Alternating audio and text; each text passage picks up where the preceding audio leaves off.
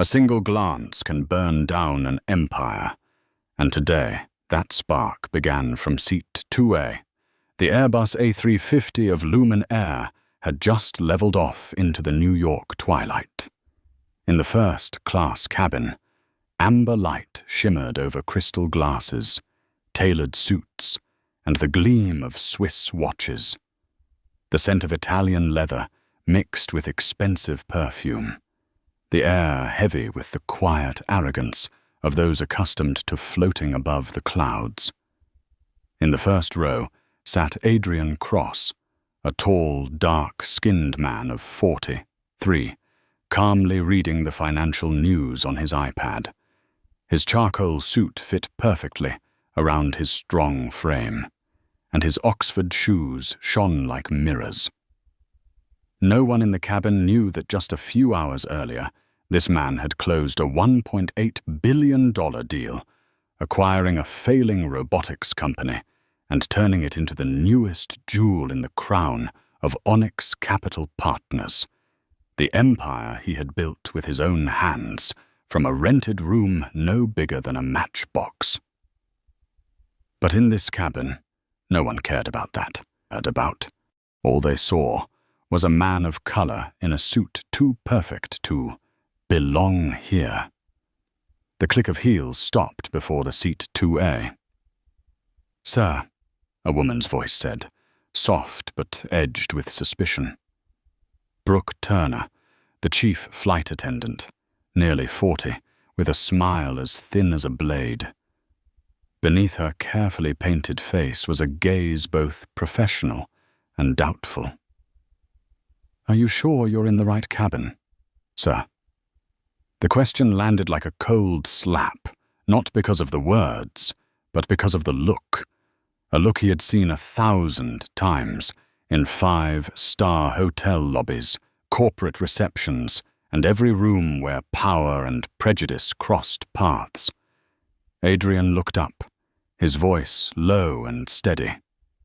"Quite sure. My seat is 2A. Brooke hesitated for half a second, then the fake smile returned. "Of course, but just to be certain, may I see your boarding pass?" The cabin fell silent. A silver-haired man behind him lowered his Financial Times and glanced over. A model pretended to scroll through her phone, but froze mid-gesture. They said nothing, yet their eyes wrote an unspoken verdict. Adrian opened his briefcase, took out his thick boarding pass, and handed it to her. Brooke examined it longer than necessary, turning it over as if hunting for a mistake. "Everything seems to be in order," she said finally, dragging out her words. "We just have to be careful, you know. Sometimes economy passengers wander into the wrong cabin." She walked away, leaving a trail of frost in the air. Adrian closed his eyes and inhaled deeply. Memories flooded in, security guards asking to check his bag at luxury stores, waiters handing the bill to his companion instead of him. Every time, he endured it, knowing that anger only made their prejudice feel justified. He put on Bach, the deep cello notes wrapping around him like armor, trying to detach himself from the small world around him. But peace never lasts long. A light tap on his shoulder. Brooke again, her tone firmer this time. "Sir, your briefcase needs to go in the overhead bin. It can't stay on the floor during takeoff." Adrian opened his eyes. The slim leather case sat neatly under his seat, exactly where regulations allowed. He gestured calmly. "My case is within safety limits. The passenger next to me has a much larger bag." Brooke glanced at seat 2B, where a young tech heir was laughing over a glass of champagne. Her cheeks flushed, then she straightened and said sharply, "Are you refusing to follow my safety instructions, sir?" A question disguised as an order. Adrian stayed silent for a few seconds, then stood up slowly and placed the case in the overhead compartment. Not because she was right, but because he knew reason would never win here. Brooke smiled, victory glinting in her eyes. "Thank you for your cooperation." Adrian sat back down, replaced his headphones, but the music had turned hollow. Anger pressed in his chest, not burning, but freezing, solid, sharp, controlled. Then came fate's third visit. As he spoke quietly on the phone with his London office to confirm the car on arrival, Brooke stopped again by his seat, her tone cutting. "Sir, I need you to turn off your phone immediately. We're about to push back." Adrian ended the call and raised his screen, showing the airplane mode icon. "I've complied with your request, ma'am." Brooke folded her arms, her voice icy. "I don't appreciate your attitude. Since boarding, you've been nothing but problematic." The word problematic fell like acid. A man who built an empire on discipline and precision was now labeled a troublemaker. His tone dropped, his gaze sharp. "You don't have a problem with the bag. You don't have a problem with the phone. You just have a problem with me." There was no space left between them. In that first-class cabin, under the warm golden light, two worlds collided, one built on silent power, the other on borrowed authority wrapped in uniform. When Brooke turned away, her lips tightened. "I'll call the captain," she said. Adrian leaned back, exhaling slowly. He didn't know that in just a few minutes, the world would witness how one wrong look could bring down an entire airline. He opened his eyes and stared out the window. Along the runway, blue lights slid past the aircraft's body like lines underlining destiny. And in seat 2A sat a man who had just been underestimated by everyone, about to become the most powerful person they would ever fear. The cabin door closed with a dry click. The overhead lights dimmed, turning first class into its own world, quiet, polished, luxurious, and simmering beneath the surface. Adrian Cross closed his eyes, but his mind refused to rest. The cello of Bach still played through his headphones, yet the melody could no longer drown out the coldness tightening in his chest. He was no stranger to prejudice, only this time it was happening in the most expensive corner of the sky, where people believed that money could buy respect. But he knew better. Money couldn't buy fairness. Brooke Turner returned once more. She always picked the worst possible moments. "Sir," her voice syrupy and insincere, "I need to ensure your luggage isn't blocking the emergency exit." Adrian opened his eyes. "I already stowed it." "I'm sorry, but I need to check for myself." She bent down, eyes scanning like a detective searching for evidence.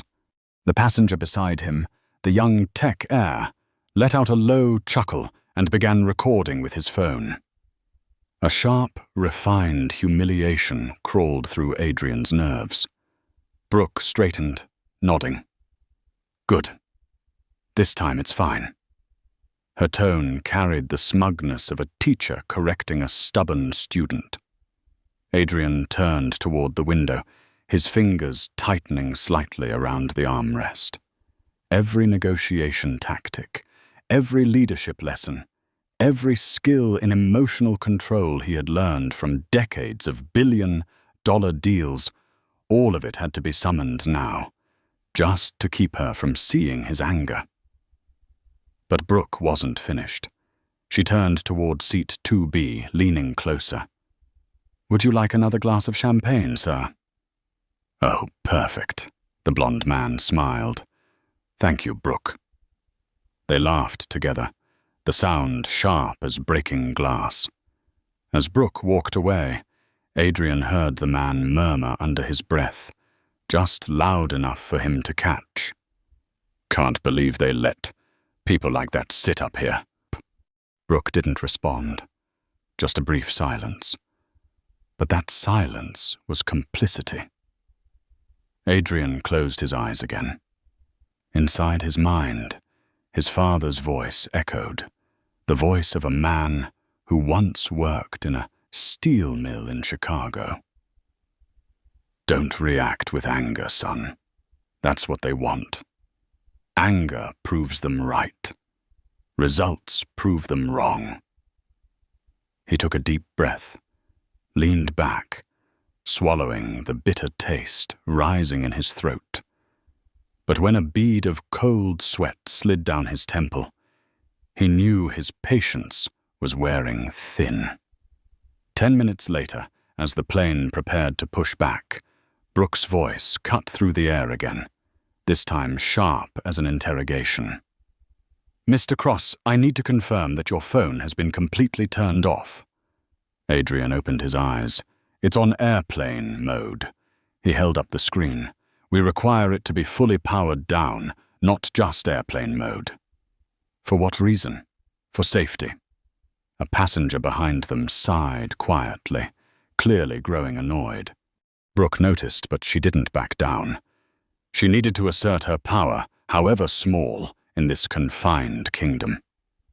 Adrian let out a quiet laugh, not one of amusement, but the kind of laugh a man gives when he recognizes a game. Do you really think I could bring down the plane with a phone call? Brooke inhaled sharply. If you refuse to comply, I'll have to call the captain. Go ahead. The air thickened. Several pairs of eyes turned toward them, watching like an audience at a play. Brooke turned away, lips pressed tight, her steps heavy as she marched toward the cockpit. And in that moment, Adrian knew she wasn't going to ask for help. She was going to find a way to remove him. The cockpit door opened. Captain Thomas Grayson stepped out, tall, broad, shouldered, face expressionless. His voice was firm, professional. Mr. Cross, my crew has informed me that you've refused to comply with instructions and displayed disruptive behavior. We can't proceed with takeoff under these circumstances. Adrian met his gaze. She's lying. I've followed every regulation from luggage to phone protocol. The only issue here is that she doesn't like seeing someone like me sitting here. Grayson squinted. Someone like you? Adrian replied, voice calm and low. Someone who doesn't look like what she's used to seeing in first class. A silence fell. No one spoke, but everyone understood. The captain exhaled. I'll have airport security escort you off the plane. We have a zero-tolerance policy for any behavior that makes the crew feel unsafe. Unsafe? Adrian repeated, a faint smile crossing his lips. I was sitting here, reading the news, listening to bark. If that makes her feel unsafe, the problem isn't me. I'm sorry, Mr. Cross. Please collect your belongings and leave the aircraft. As two security officers approached, Adrian stood slowly. He buttoned his suit jacket, picked up his briefcase. Every movement was calm, so calm it made others uneasy. The cabin light cast across his face, composed, still, resolute. He looked at Brooke, then at the captain, and said softly, You've just made the biggest mistake of your careers. It wasn't a threat. It was prophecy. He turned and walked down the aisle. The sound of his polished shoes striking the cabin floor echoed like a verdict. The door opened, and just before he stepped out, his gaze swept across the cabin. Curious eyes, fearful eyes, even a few pitying ones. He smiled, said nothing. But in his mind, the pieces of a new plan were already forming. As he entered the jet bridge, the cold neon light glinted against his skin. Behind him, Brooke's voice carried faintly through the door, quiet but clear enough for him to hear. So tired of people like that. Adrian paused for half a second. One heartbeat. One breath. Then he walked on, leaving behind the plane and the entire world that, in just a few months, he would own. Fueled by the very contempt they had shown him, the jet bridge felt like a corridor of punishment. Adrian Cross's footsteps echoed evenly against the metal floor, resonating under the cold neon lights. Each step was a heartbeat of restrained fury. Not an explosion, but a steady burn like coals in the wind. Behind him, 2 airport security officers followed, faces blank, professionalism masking indifference. They didn't know who he was. They didn't need to. To them, he was just a disruptive passenger being escorted off the plane. A cheap label stuck to a man worth billions. The door closed behind him. Captain Grayson's voice came through faintly. "We're cleared for pushback. Crew, prepare for departure." First class sank back into silence. But somewhere, someone trembled slightly. The young model in seat 3C. She glanced at the video she had secretly recorded, her hand unsteady. On the screen, Adrian stood, calm, silent, not arguing, not shouting, a dignified man treated like a criminal. She exhaled and hit save. Some instinct told her that clip would matter. Beyond the glass, Adrian stopped in the terminal. He didn't walk on. He stood there, one hand gripping his briefcase handle, eyes fixed on nothing. All his life, he had mastered the art of concealing emotion. But this time, the humiliation wasn't personal anymore. He had once been denied credit, despite his company holding 10 times the collateral of the loan. He had heard partners call him fortunate for his success, but never before had contempt been so naked.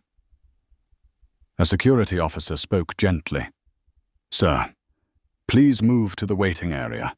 We need to complete a report." Adrian turned, his gaze cold as steel. "That won't be necessary. I already know what I'll do next." In the cockpit, Captain Grayson removed his cap and sat down.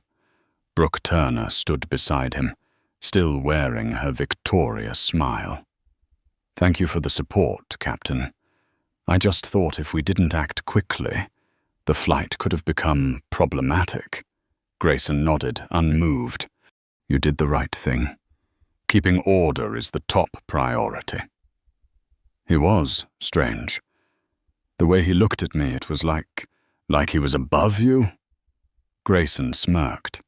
"I meet that type all the time. Climb the ladder too fast, too confident, always assuming people discriminate against them." Brooke gave a small laugh, relieved. She felt she had just defended the integrity of first class, a small victory, but one she was proud of. She didn't know that every word she spoke, every smile she gave, was carving her name into her own sentence. 20 minutes later, as the plane lifted into the clouds, Adrian sat in the quiet of JFK's departure hall. People rushed past, but he stayed still, staring through the massive glass wall where the runway lights blinked like the heartbeat of a giant beast. Inside him, 2 pulses coexisted, one of humiliation and one of calculation. He took out his phone and called the only contact saved under initials. CD. Claire, he said, voice low and deliberate. Change the plan. Change? Where are you? JFK. I'm not going to London anymore. There's something more important. What happened? They just made a mistake, and I've found my next investment target. Claire Donovan, his loyal second in command at Onyx Capital, fell silent for a beat. She had worked with Adrian long enough to know. When he said that, it meant someone was about to lose everything. I'll book a suite for you at the Carlyle. Who do you want me to call? Samuel Ortiz. Both of you. 1 hour. He hung up. No anger, no tremor. Only focus remained in his eyes. In New York, at 2 a.m., light rain fell. Inside the suite on the 32nd floor of the Carlyle Hotel, 3 people sat around a walnut table under soft golden light. Adrian sat with his arms folded, his voice calm and razor-sharp. Her name is Brooke Turner. The captain is Thomas Grayson. They work for Lumen Air. I want to know who owns the company. Samuel Ortiz, the legal counsel with glasses and a notebook, looked up. You want to sue? It's a clear discrimination case. We could win big and make headlines. Adrian shook his head. I don't want to win. I want to own. The room fell silent. Claire leaned forward, her eyes catching the spark he had just lit. You plan to acquire them? Adrian replied, his tone unnervingly calm. Not just them. Their parent company. I'm not asking for an apology. I'll demand the right to give orders. Samuel exhaled. Lumen Air isn't big, but their parent company is. A global conglomerate. How do you plan to pull that off? Adrian smiled faintly. The same way I always do. Start with a small mistake, then turn it into a collapse. He stood and walked to the window. Raindrops streaked the glass, reflecting his face, composed, dark, defined between fury and poise. They thought they removed a problem from first class, Adrian said quietly. But what they really did was open the door for the storm. At 30, 5,000 feet, Lumen Air Flight 107 cruised through the sea of clouds. In the cabin, Brooke Turner poured champagne for passengers, her smile relaxed. She didn't know that far below, the man she had just expelled from seat 2A was rewriting the future of her airline, line by line, plan by plan, number by number. And this time he didn't just want his seat back, he wanted the cabin, the crew, and the entire sky. The New York rain fell hard against the glass of the Carlyle Hotel's 32nd floor. Thin flashes of lightning tore through the sky, underlining the decision about to be spoken, the decision that would alter the fate of thousands. Inside the spacious room sat only 3 people. Adrian Cross sat at the center, his back straight, eyes fixed on the window. The golden light reflected off the walnut table, carving sharp lines across his face like a sculptor's blade. Across from him, Claire Donovan, Chief Operating Officer of Onyx Capital, held an iPad displaying a stock chart. Beside her, Samuel Ortiz, the company's legal counsel, flipped through his notebook, pen poised. No one spoke. They were used to this kind of silence, the silence before a tsunami, when Adrian was about to issue an order. He set his glass of wine down, his voice low and unnervingly calm. We're not going to sue. Claire looked up slightly. Not sue? Adrian, you were publicly humiliated. The entire cabin looked at you like a criminal. You have video evidence, witnesses, the law on your side. This was blatant racial discrimination. We could win easily. Adrian smiled faintly, but it was a smile laced with irony. Win? And then what? They send me a check, issue a scripted apology, fire one flight attendant, and host a 3-day diversity training seminar. Then everything goes back to normal. They lose a few million. I lose a few weeks. The system stays the same. Samuel interjected. But you could make them pay. Take it public, shake the media. Lumen's reputation would collapse. Adrian turned to him, his eyes sharp as a blade. Wrong. I don't want their reputation to collapse. I want them to collapse. The air grew heavy. Claire set her iPad down. Then what are you planning? Adrian rose from his chair and walked slowly toward the window. The city reflected off the glass, a maze of light, rain, and power. Lumen Air is just a doorway. I want to know who's holding the key. Samuel understood instantly. He opened his laptop and began typing rapidly. Lumen Air, subsidiary of Meridian Holdings Group. MHG is publicly listed in London. They own a chain of hotels, a shipping company, and an aviation conglomerate. That's Lumen. Chairman of the board, Sir Benedict Hawthorne, 60-6, British aristocrat, third generation in a corporate dynasty. Net worth approximately 20 to 5 billion pounds. Adrian nodded slightly. And he thinks he's untouchable. He turned back toward them, his gaze steady. Good. Then we'll buy his throne. Claire leaned back, her eyes widening with equal parts awe and excitement. You're talking about a takeover?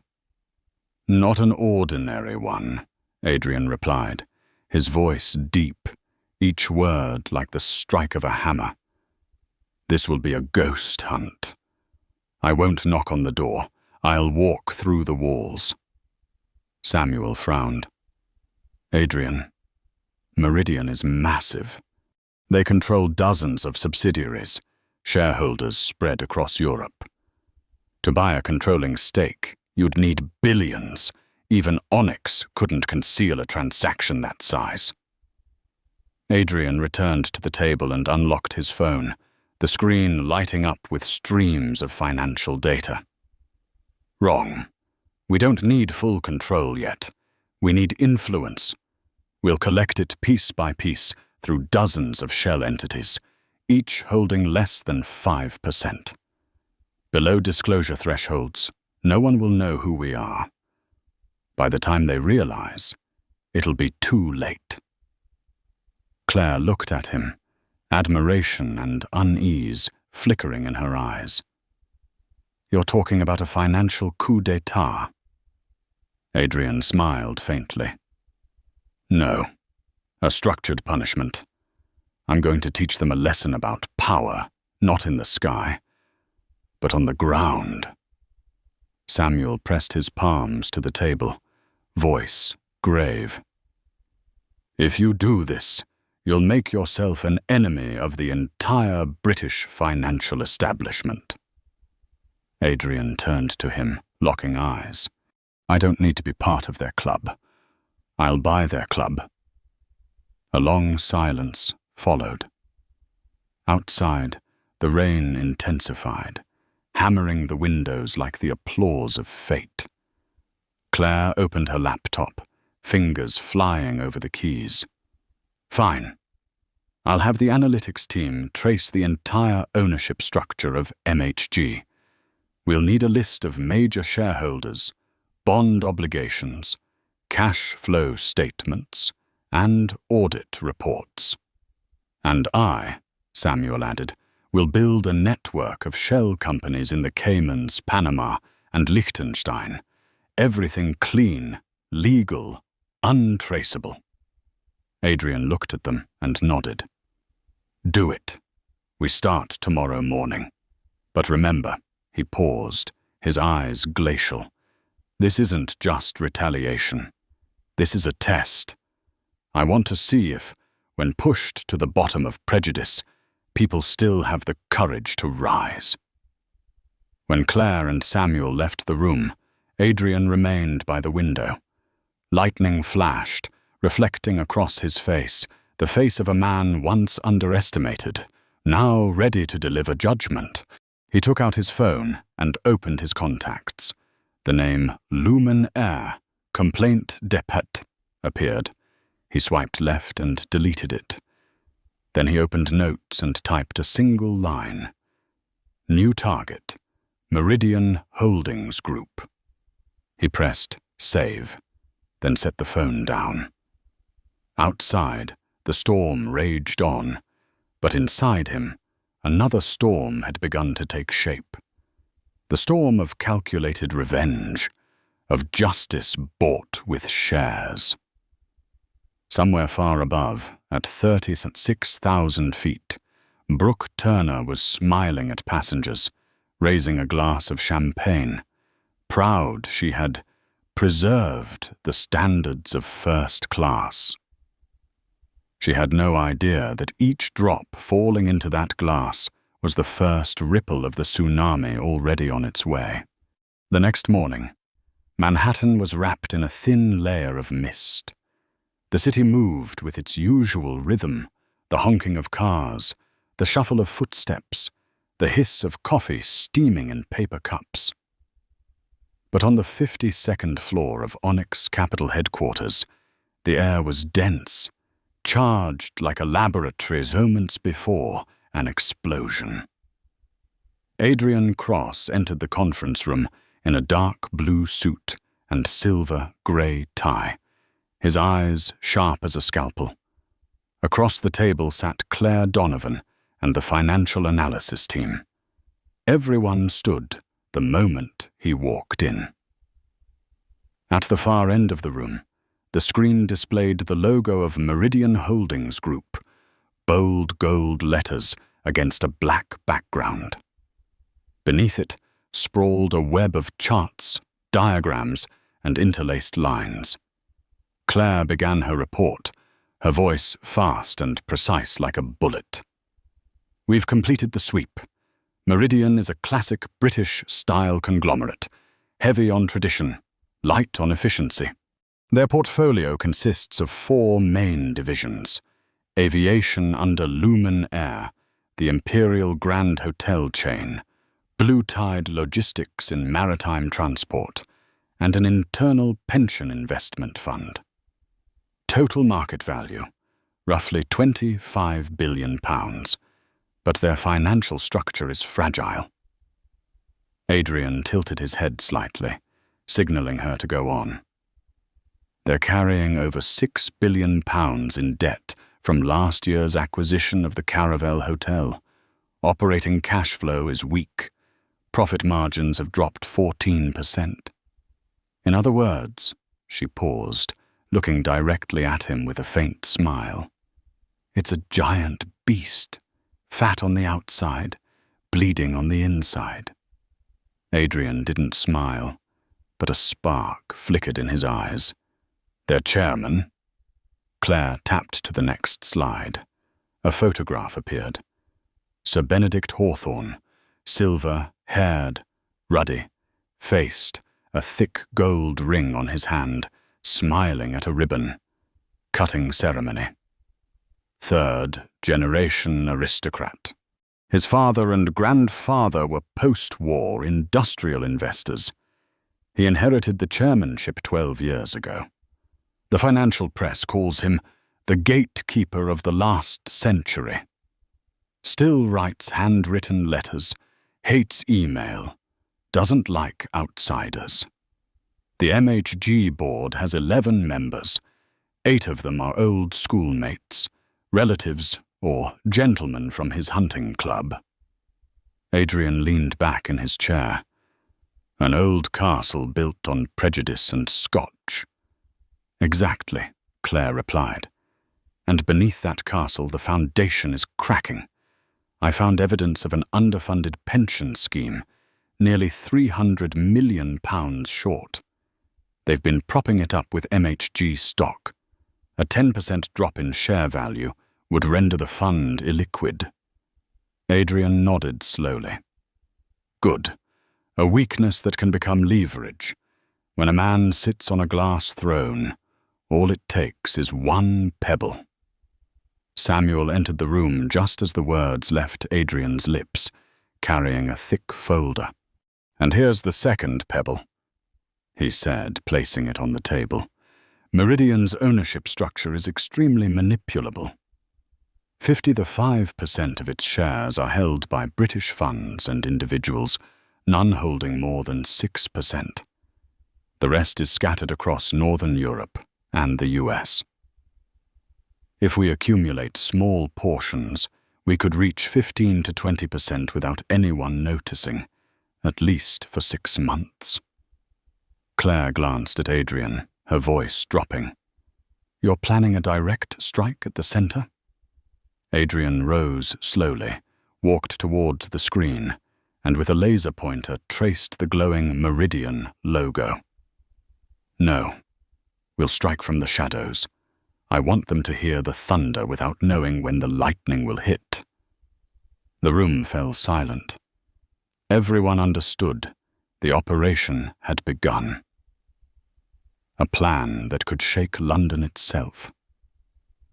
Adrian turned back to the table, his tone crisp with command. Claire was to form Project Raven, a team dedicated to analyzing shareholders and identifying weak links in Meridian's governance structure. Samuel was to build a network of shell companies in 3 financial havens, each acquiring small stakes through multiple exchanges. The communications department, complete silence. No trace leading back to Onyx. He continued, voice measured and firm. "This isn't a transaction. It's a covert war. And every strike must be surgical." Claire looked at him, her eyes filled with both worry and admiration. She knew Adrian wasn't merely seeking revenge. This was a declaration.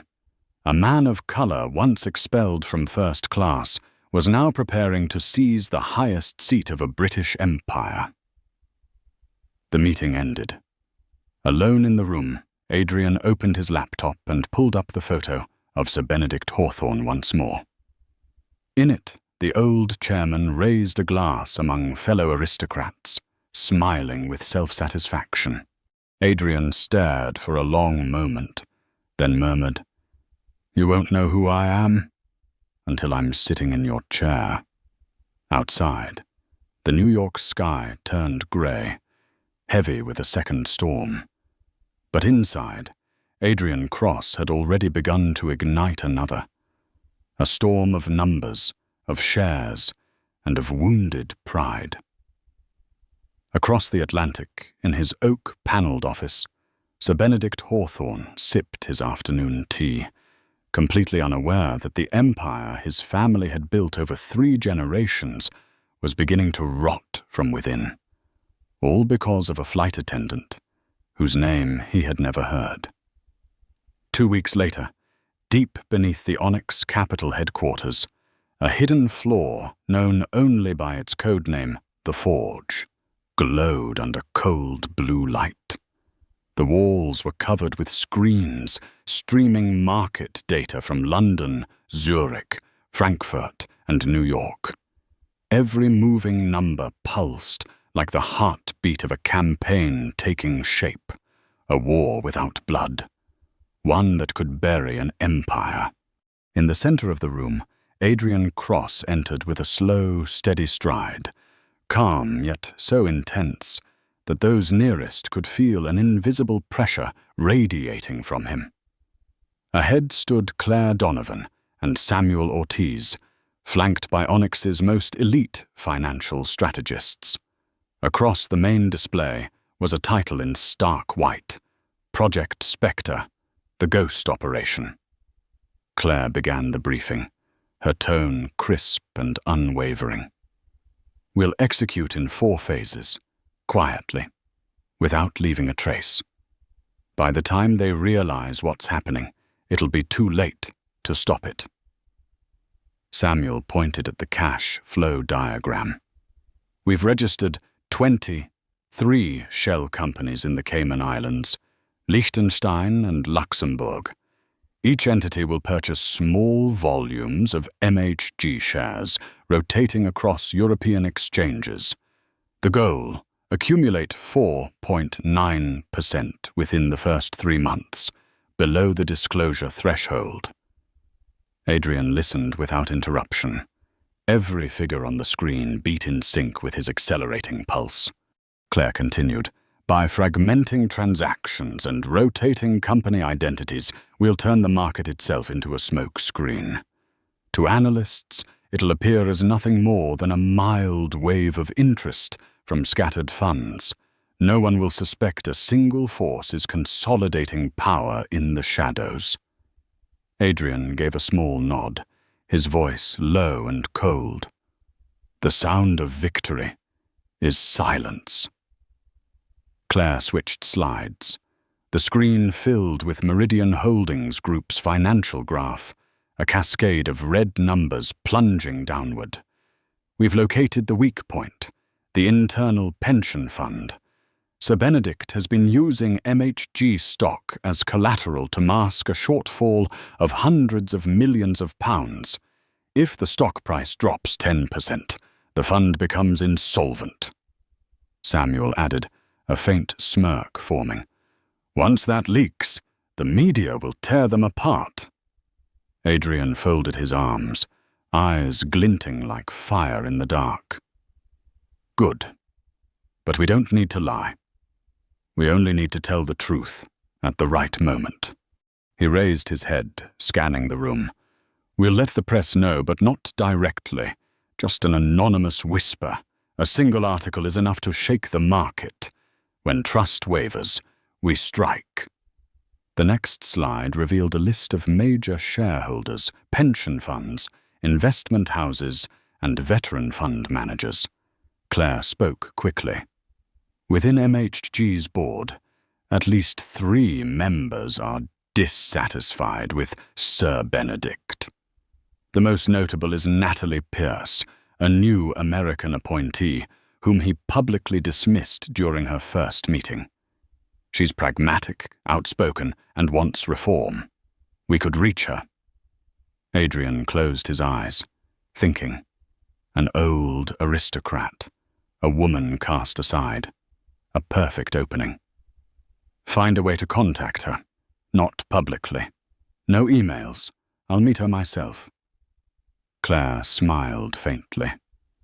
Planning to charm the whole board now? Adrian replied evenly, without a hint of humor. I don't charm people. I show them the future and ask where they want to stand when it arrives. The final screen displayed one colossal figure, 28%. The stake Onyx aimed to control. Beneath it, a single caption read, "When the threshold is crossed, the empire will collapse from within."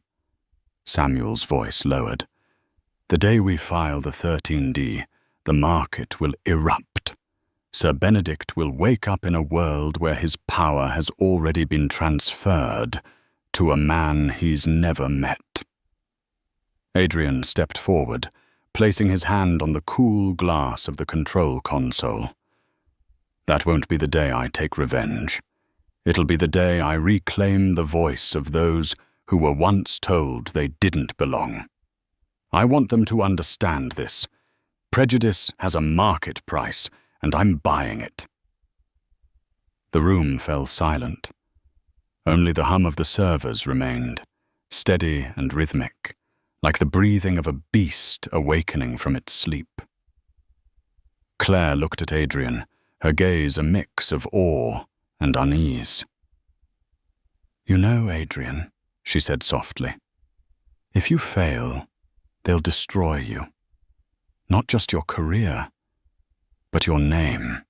A man of color challenging the British aristocracy, they'll never forgive you." Adrian met her eyes, a faint, serene smile crossing his lips, the calm of someone who had long learned to stand in the eye of the storm. "They won't forgive," he said quietly, "but they'll remember. And in history, I'd rather be the one hated for the right reason than loved at the wrong time." Outside, the crimson glow of sunset spilled over the Manhattan skyline. The city blazed to life, and within Adrian Cross, Project Spectre had officially begun. Across the ocean in London, Sir Benedict Hawthorne lifted a glass of port beside his fireplace, smiling at the quarterly profit report, unaware that half a world away, a hand had already begun tugging at the strings beneath his throne. 6 months later, the financial world still appeared unchanged. London buzzed as always with the honking of black cabs, gentlemen in tailored suits, sipping afternoon tea while discussing stocks as if nothing had shifted. But beneath that calm surface, an earthquake had begun to spread. In the basement of Onyx Capital, Project Spectre, the ghost operation, had entered its most dangerous phase. Hundreds of small buy orders, scattered across the exchanges of London, Zurich, and Frankfurt, were being executed through innocuous-sounding entities: North Shore Holdings, Eurovest Partners, Golden Meridian Limited. Each share acquired was a stepping stone in a silent coup. By the end of the second quarter, Adrian Cross and his team had quietly accumulated 4.9% of Meridian Holdings Group, just low enough to avoid detection, yet powerful enough to wait for the right moment to strike. One late evening, the white lights of the forge reflected off Claire Donovan's face as she typed non-stop, the string of numbers flickering like the heartbeat of a living organism. When the chart was complete, she turned, eyes gleaming as if she had discovered gold veins in stone. "I've found the weakness," she said. Adrian, standing by the window listening to classical music through his headphones, lifted his head. "Which weakness?" "Not Lumen Air, not the Imperial Hotels, the Internal Pension Fund." She activated the main screen. It flared red with collapsing trend lines. "Sir Benedict has been using MHG stock as collateral to cover the pension shortfall. They overvalued projected returns, and the fund is reinvesting directly into MHG shares. A mere 10% drop in stock value would make the fund insolvent." Samuel Ortiz exhaled, muttering, "A ticking time bomb." Claire's thin smile sharpened. "We just have to flip the switch." 2 days later, Adrian sat in his Manhattan apartment, calling through an encrypted line to a man in London, Michael Davies, a veteran journalist at the Financial Times. "Michael," he said, his tone low and even, "I hear Meridian Holdings is still using pension spreadsheets from 1999. Davies chuckled. "You got a source?" "Just someone who likes financial justice." Adrian ended the call without another word. 2 weeks later, the article exploded onto the front page. "The Gilt-Edged Gamble, Meridian Holdings Pension Fund on the Brink." The report was so detailed it rocked the financial community. It exposed Sir Benedict Hawthorne's mismanagement, revealing how he had used imaginary profits to cover real losses. and warned that thousands of employees could lose their pensions if the market turned. Within a day, MHG's stock plunged 5%. The next day, another 8%. The media swarmed, investors panicked, and analysts began calling MHG the Titanic of the 21st century. In London, inside his oak-panelled office, Sir Benedict slammed the Financial Times onto his desk. "Who dares do this?" The board sat in silence. A few members lowered their heads, others exchanged nervous glances. No one spoke because they knew the article wasn't wrong. "This is slander," Benedict roared. "Find the source of the leak. I want them crushed." An older board member murmured, "Sir, perhaps we should launch an internal investigation." "Investigate what?" Benedict barked. "I know who's behind this. The Americans. Those hedge fund vultures circling our carcass." He didn't realize that the vulture he cursed was already flying right above his head. A week later, as the markets spun into chaos, Adrian gave the order, "Begin Phase 2." The Onyx shell companies moved in unison. As terrified investors dumped their shares, Adrian bought them all. Each small block of stock was quietly absorbed, the surging volume dismissed as normal market reaction. Within 20 days, Onyx's ownership had risen from 4.9% to 15.2%. No one noticed. No paper reported it. Claire studied the numbers and smiled. "We've just become Meridian Holdings' largest shareholder, and they still think they're safe." Adrian's eyes hardened like steel. "Now we need an ally on the inside." 3 days later, in Geneva, amid the glass corridors of the Women in Leadership Conference, Adrian Cross approached Natalie Pierce, the only independent female director of MHG, the same woman Sir Benedict had publicly interrupted during a board meeting. "Natalie Pierce," he said, voice deep and steady. She turned, startled. "And you are?" "Adrian Cross, Onyx Capital." He smiled slightly, his gaze sharp enough to read her thoughts. "I'm not here for the conference. I'm here for Meridian's future."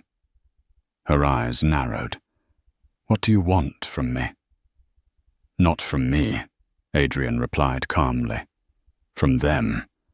They need someone brave enough to save the company from its past." He handed her a sleek black business card engraved with 2 silver words, Onyx Capital.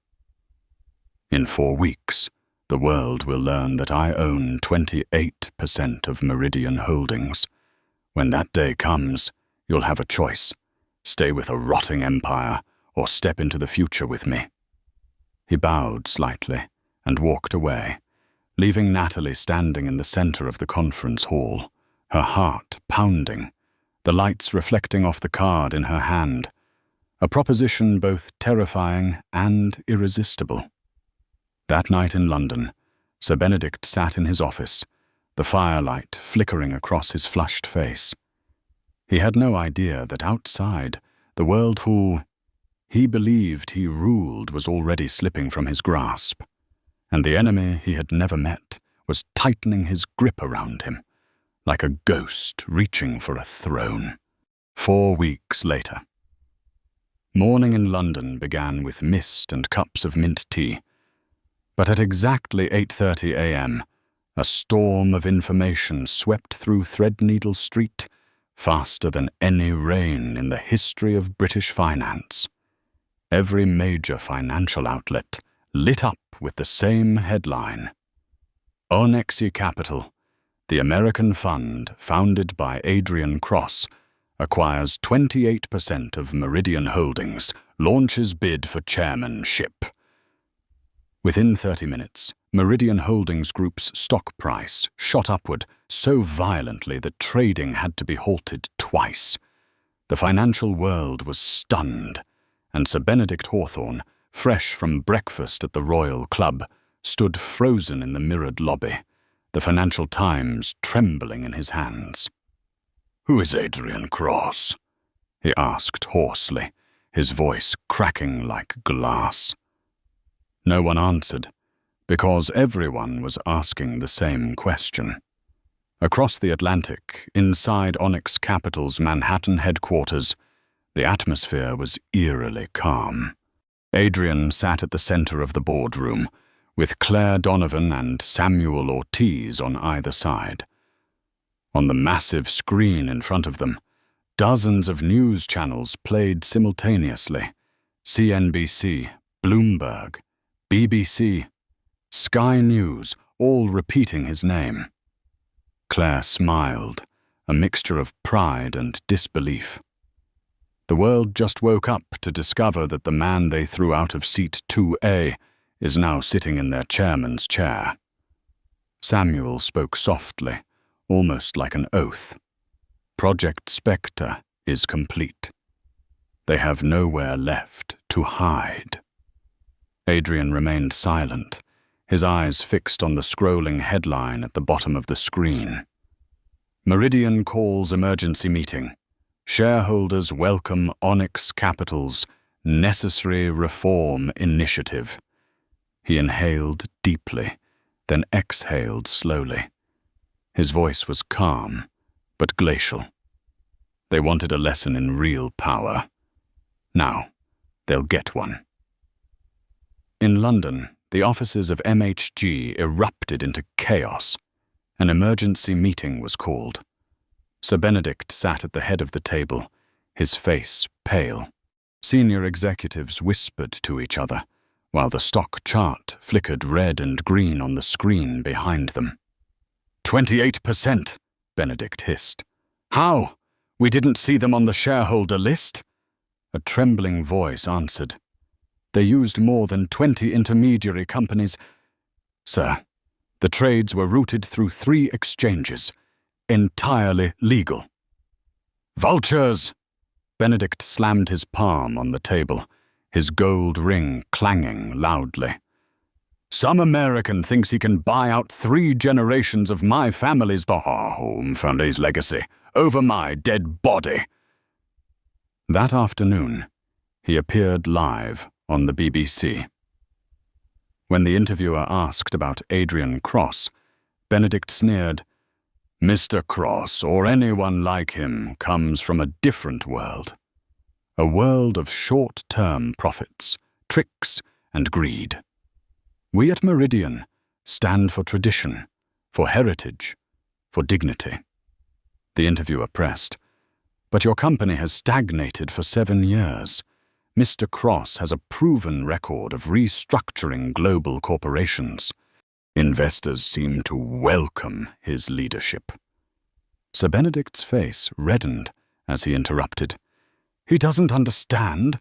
Money isn't everything. There are things like standards, conduct, qualities that people like him." He stopped mid-sentence, but it was too late. The entire country had heard the true meaning behind his words. People like him. By the next morning, that phrase appeared on every front page in Britain. In New York, Adrian Cross rewatched the interview, a faint curve forming on his lips. Not a smile of joy, but the expression of a man watching his enemy dig his own grave. "He just made himself the symbol of everything I came to dismantle," he murmured. "Thank you, Sir Benedict." Claire nodded. "It's time to announce our next move." Adrian turned to Samuel. "Draft a letter to all shareholders. Title it, 'A Pathway to Renewed Value.' I'll sign it."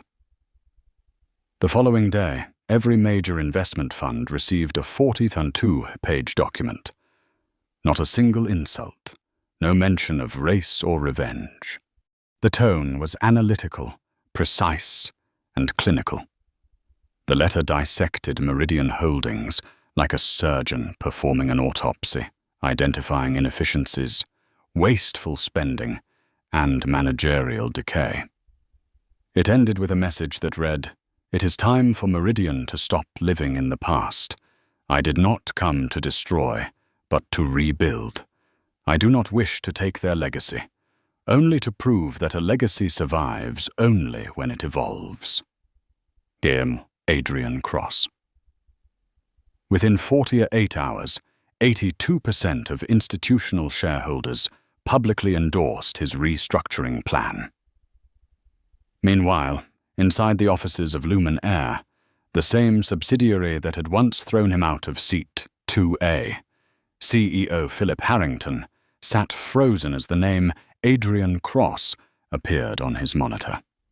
He pulled out an old complaint file he had once signed, a polite letter of apology and a $500 voucher for the inconvenience.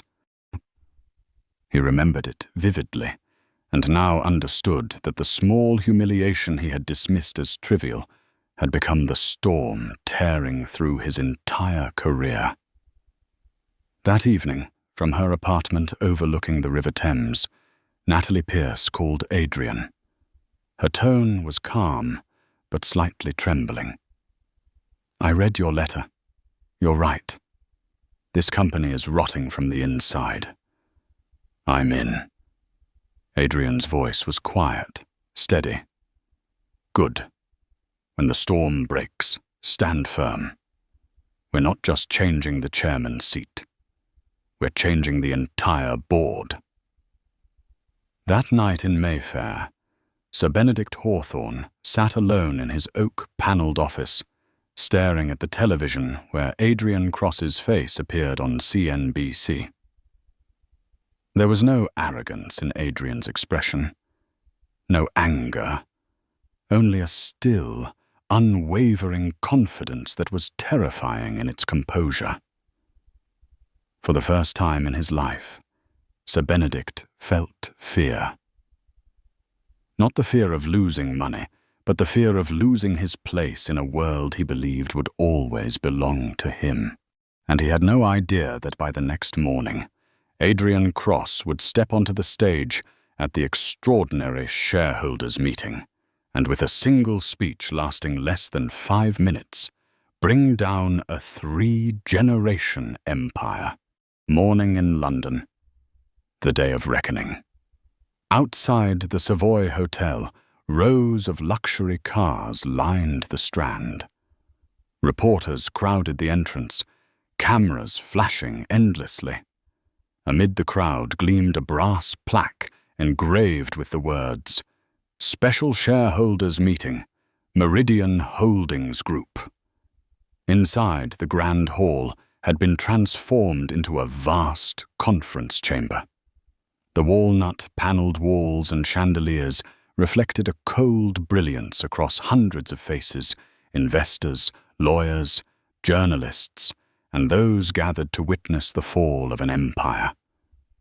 In the front row, Sir Benedict Hawthorne sat upright, his face composed, though his hands trembled faintly beneath the table. Across the room, Adrian Cross entered with Claire Donovan, Samuel Ortiz, and Natalie Pierce. His gaze swept across the crowd, not proud, not angry, but calm, the look of a man who already knew he had won. A wave of murmurs rose. Eyes turned toward him. That's him, the American, the man who bought all of Meridian just to teach them a lesson. The moderator struck the gavel. "We are here today to vote on the proposal to remove the current board of directors and chairman." Sir Benedict stood, his voice deep but strained as he tried to preserve a sense of authority. "Ladies and gentlemen, I have devoted my life to Meridian. This company is not just a financial institution. It is the legacy of 3 generations of Englishmen. Do not let an outsider with deep pockets and arrogance destroy what we have built. Meridian is not a toy for speculators." Scattered applause followed, mostly from his aging allies in the front row. Benedict drew a breath, his voice shaking. They speak of profit and numbers. I speak of dignity. We cannot let this company fall into the hands of someone who does not understand who we are. His final words fell into a heavy silence. Many turned toward Adrian, the dark-skinned man, 3 decades younger than Benedict, seated calmly with his fingers interlaced on the table. Then he stood. Adrian Cross walked to the podium. The room fell completely silent. He carried no papers, no teleprompter, only the voice of someone who understood the weight of every word. "Good morning, ladies and gentlemen," he began, his rich Anglo-American tone steady and deliberate. "Sir Hawthorne just spoke about history. I will speak about the future." A pause. His eyes swept across the room, meeting each face, each wary glance, each flicker of uncertainty. For the past 10 years, Meridian has not been a beacon of the financial world.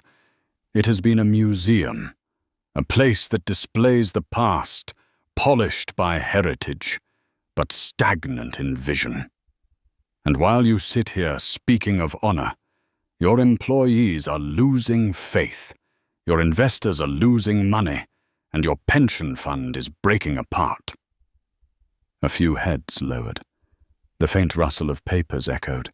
"I am not here to destroy Meridian," Adrian continued, his voice growing firmer with each word.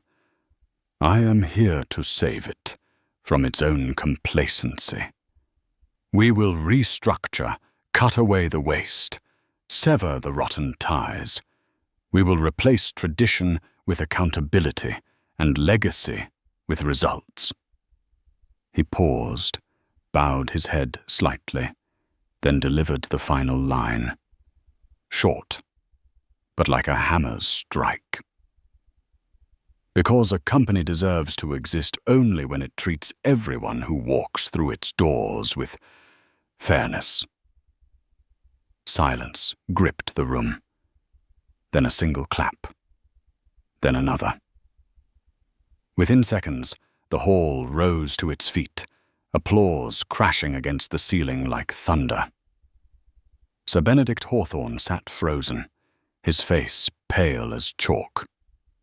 He understood. It was over. When the voting results appeared on the screen, the number shone clear. 82% in favor of removing Sir Benedict Hawthorne as chairman of the board. The moderator's voice rang like a funeral bell. "Mr.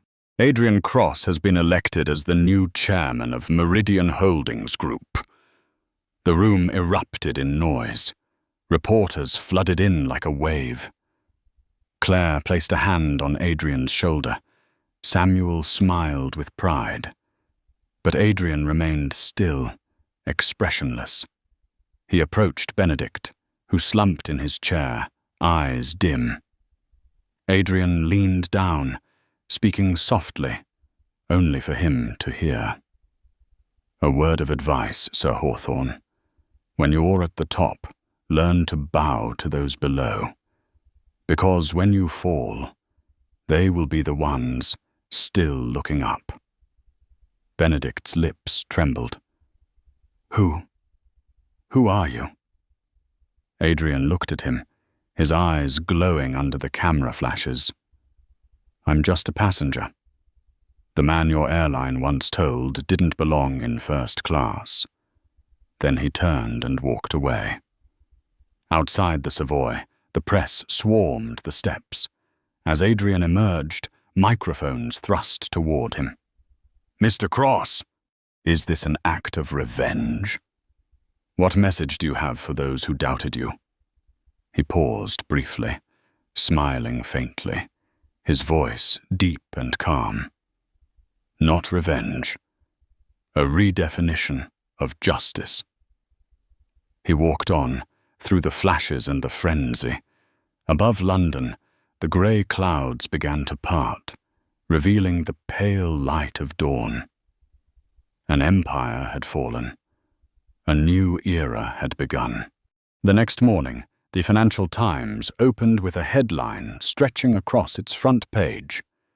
From seat 2A to the chairman's seat, Adrian Cross and the revolution at Meridian Holdings. In less than 24 hours, the news spread across the world. A man once expelled from first class because of prejudice now held power over the very corporation that owned the airline responsible. It sounded like a novel, except this was real. In the former office of Sir Benedict Hawthorne, the early light fell across a thin layer of dust covering the gold-plated nameplate. On the desk lay a thick envelope containing the internal financial investigation report. The first line, bold and damning, read, "Uncontrolled spending. Personal expenses exceeding £12 million."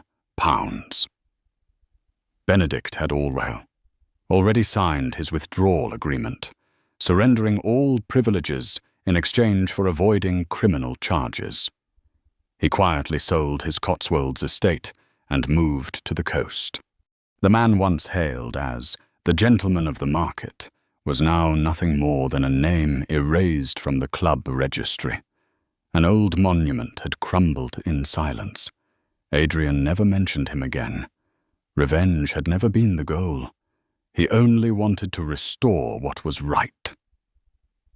At Lumen Air, CEO Philip Harrington sat motionless in the boardroom. His phone rang non-stop. On the other end was the new office of the board of directors. The secretary's voice came through, calm and cold. "Mr. Harrington, Chairman Cross would like to speak with you directly." His throat went dry. "Yes, please connect me." A click. Then Adrian's voice came through, low and precise. No introduction needed. "Mr. Harrington, I've reviewed Lumen's recent reports. Profits are down 12%. Customer satisfaction is at its lowest in a decade, and apparently there's an issue with the company's service culture." "Sir, Adrian cut him off, his tone sharp as steel. "I don't want excuses. 6 months ago, you received a complaint letter. You handled it with a $500 voucher. Today, the price of that arrogance is your position. Please give me another chance." "That chance is gone. Clear your office by the end of the day. I want someone who understands that every passenger is an honorary shareholder of this company." Adrian hung up. No satisfaction. Just balance restored. 2 weeks later, he convened a meeting at Meridian headquarters. The screen displayed the full restructuring plan. Leadership changes. Natalie Pierce, promoted to CEO, the first in company history not from Europe. Rebirth of Lumen Air. Full rebranding, a complete redesign of first-class interiors, and a new training initiative titled Respect Above Altitude.